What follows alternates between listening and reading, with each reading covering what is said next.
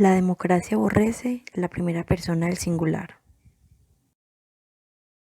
Cuando se habla que la democracia aborrece la primera persona del singular, nos referimos es que para reflejar una decisión democrática, la concentración del poder debe estar ejercida en el pueblo y no en una sola persona. Esta concentración de poder debe ser ejercida mediante la democracia participativa, donde se tiene en cuenta la voz y el voto. ¿Cómo es posible que en países que dicen ser democráticos hayan reyes y reinas que se creen los dueños de todo y peor aún, que el pueblo también lo crea? Bueno, para entender un poco de por qué la democracia aborrece la primera persona del singular, es necesario entender qué es la democracia. La democracia entonces es un sistema de organización del Estado o una forma del gobierno donde la distribución del poder es ejercida por el pueblo y este poder se distribuye de una forma igualitaria en la sociedad. Así como su nombre lo indica, demos, que significa pueblo, y kratos, poder, la democracia tiene su origen, esta palabra tiene su origen en la antigua Grecia, en la polis de Atenas. Y la democracia como tal nace como una ideología opuesta a las formas de gobierno autocráticas como lo son las monarquías.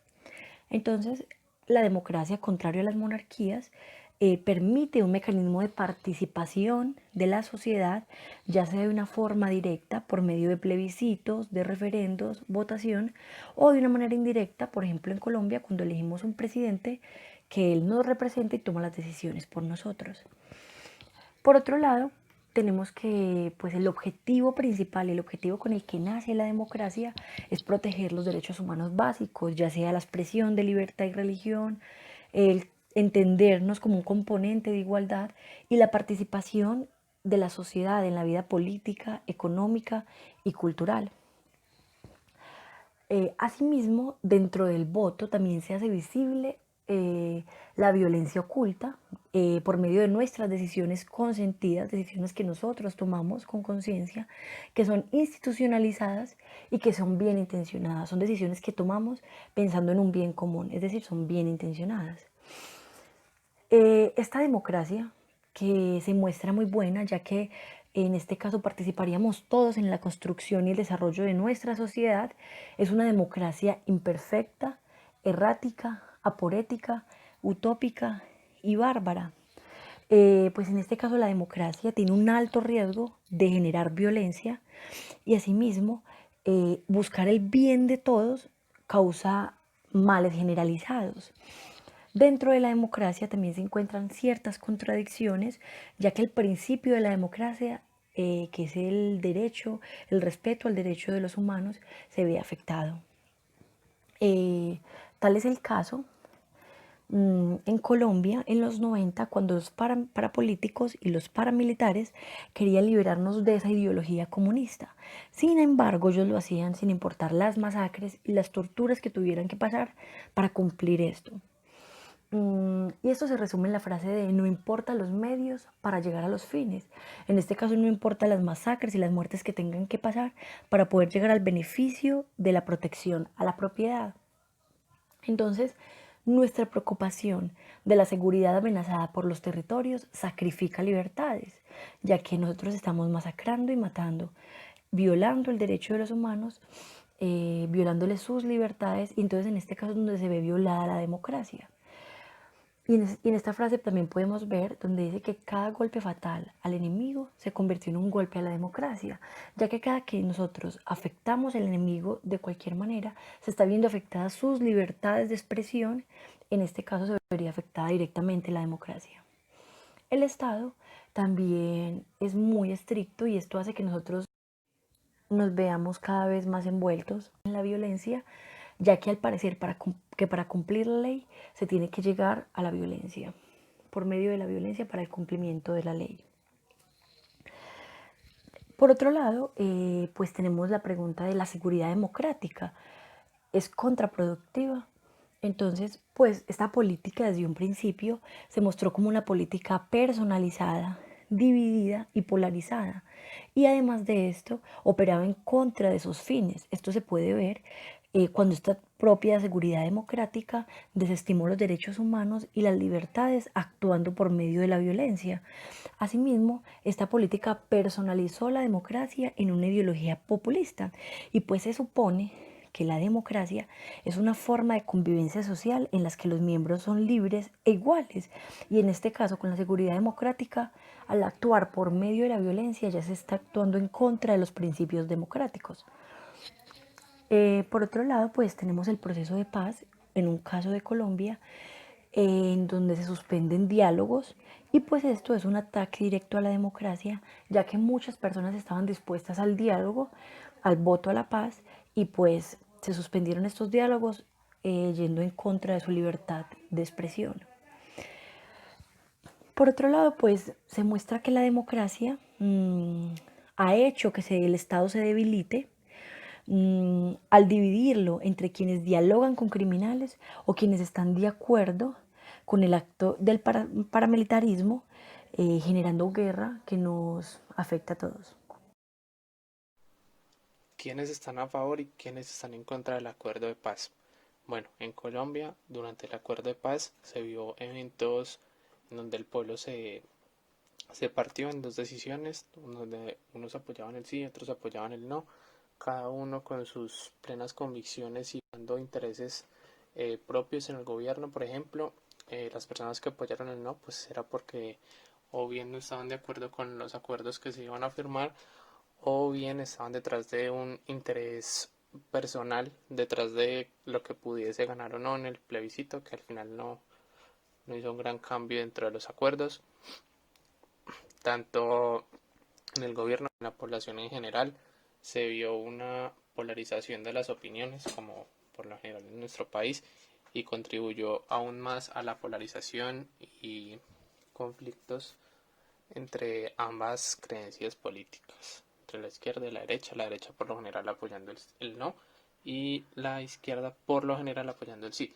No se dice que todos eran así, porque habían opiniones muy diferentes de pronto en cada partido y así mismo en las personas. No es que por su creencia política o por sus afines políticos ya apoyaran el sí o apoyaran el no, pero pues era como lo más general. ¿Cómo son nuestras Fuerzas Armadas? Acá me gustaría compartir unas preguntas que hay en el libro, que pues vale la pena reflexionar. ¿Hasta qué punto han sido afectadas, y no siempre de la mejor manera, por lo profundo del conflicto? ¿Cómo imaginar unas Fuerzas Armadas, pero también a los opositores armados de todos los bandos, en un ambiente en el cual su ocupación exclusiva no sea matarse o capturarse los unos a los otros? Entonces acá solo lo que podemos reflexionar es cómo se van a integrar estas personas a la vida cotidiana después de haber estado en un ambiente de guerra, en un ambiente de sobrevivencia, sea de X o Y bando, porque pues en la selva siempre todo es complicado. En la selva, en el monte, en la guerra, bueno, en donde se estén enfrentando. Entonces, ¿qué va a pasar con estas personas? ¿Cómo van a interactuar entre sí en la vida cotidiana? ¿Cómo se van a rehabilitar para entrar a trabajar o este tipo de cosas? También vale la pena recalcar de cómo se van a juzgar estos crímenes de guerra, porque en toda guerra ocurren crímenes, tanto de un bando como del otro bando, y considero que para eso es que se crea la JEP, y es de vital importancia su buen funcionamiento y hacerlo de la mejor manera. Entonces, ¿cómo creen ustedes que se puedan integrar estas personas que de pronto vienen con un trauma o algo así a la guerra? Bueno, y otra pregunta sería si en las ciudades se vive la guerra. Yo diría que en las ciudades como tal no se siente la guerra o no se vive la guerra, pues porque estamos de una u otra manera aislados de ese conflicto y de lo que es vivir una guerra realmente. Nosotros en la ciudad vemos los noticieros y nos indignamos porque dicen que mataron a X cantidad de personas, porque X cantidad de soldados murieron, porque ocurrió tal matanza o explotaron tal lugar. Y lo más que podemos llegar a sentir de una guerra es indignación, frustración y salir a hacer actos simbólicos, salir a marchar con una camisa blanca, con una pancarta diciendo no más guerra o cualquier acto simbólico que se nos venga a la mente. pero no pasa de ahí realmente. Nuestros actos no dejan de ser simbólicos y nuestra indignación no deja de ser pasajera porque se acaban las noticias y llega la novela y ya se nos olvida lo que pasó en el país durante esta semana, el sufrimiento probablemente que por el que pasaron las personas que sí viven en las áreas rurales, que sí sienten la guerra, que viven la guerra en dolor y en carne propia. Esto, por ejemplo, se pudo haber reflejado en las votaciones del plebiscito, en donde la gran mayoría, donde ganó el sí, fueron las áreas rurales, donde realmente se siente el impacto y se siente el conflicto, y donde ganó el no son las personas más allegadas a la ciudad, que de cierta manera les interesan, son cosas políticas o monetarias. Y no entienden la realidad, no entendemos la realidad de lo que es una guerra. Ahora hablamos de los espectadores y el neologismo. Todos necesitamos los espacios físicos de las ciudades, pero también los paisajes internos de nuestras mentes. Es así como encontramos un equilibrio en la catarsis y la pacificidad con la transformación y creatividad. Entonces requerimos de aquellos espectadores para usarlos como espejos para dar un paso más allá de las ideologías individuales y proyectarnos en ellas. Es justo allí donde vemos los ejercicios democráticos y entonces vamos a la pregunta que todos nos hemos hecho. ¿Qué hacer en Colombia? ¿Qué hacer en la democracia? Encontramos tres pasos importantes, entre ellos, convertir el proceso de paz en un encuentro transformador y creativo. Otro, que los jóvenes transformen el país desde ellos mismos. Y por último, medios comunicativos demonizando la información. Es allí donde todos los colombianos generalmente se ven confundidos porque no saben a quién creer o en quién confiar. Entonces nos convertimos, nosotros los jóvenes, en aquellos transformadores, generando nuevas ideologías y generando nuestro propio concepto de democracia.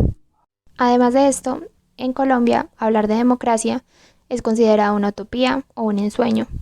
Incluso llegamos al punto de hablar de que la democracia puede ser dependiente o no de los cientistas y los expertos. Pues el concepto de democracia se resume en todo aquello que constituye nuestra condición existencial humana y aquello que asociamos nosotros a nuestra propia democracia. Nosotros quisimos hacer una reflexión en donde queríamos resaltar que la democracia, así como lo nombra Lawrence Whitehead, el estudioso, donde comenta que la democracia es más un objetivo que una realidad. De por sí, esta ya es imperfecta. Sin embargo, hay que reconocer que a través del tiempo la democracia ha tenido grandes papeles en la abolición de la esclavitud, en el reconocimiento de la igualdad de las mujeres. Asimismo, tuvo un gran papel en el reconocimiento de los derechos de los trabajadores y las garantías de la no discriminación a las minorías, siendo la democracia importante en procesos históricos y pues que no se puede dejar a un lado por lo que vemos que es imperfecta. Muchas gracias por la atención.